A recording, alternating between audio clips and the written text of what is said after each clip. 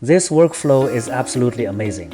You can adjust the shooting angle of images freely, whether it is portraits or scenes, and maintain extremely high consistency with the elements of the original image. The core of this workflow lies in the Qwen Image Edit 2511 model. Combined with this crucial Lora model, the function of these models is to generate new shooting angles by changing the camera based on perspective prompts. Another key point is this interactive plugin. It is super intuitive. It offers 3 dimensions of adjustment, 360-degree horizontal adjustment, up and down vertical perspective adjustment, and near-far depths of field adjustment. The operation is straightforward. Just adjust the color bars here, or you can tweak the value sliders.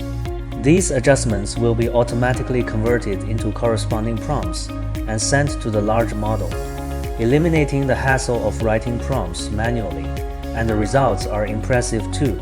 We've tested it. Full body shots and half body shots of people work great. Scene images can also be reproduced well. For complex scenes, there might be some issues with certain details, but these can be resolved through random sampling and post-adjustments. However, the model isn't omnipotent. We also tested some portrait close-ups, and they will most likely change the person's pose.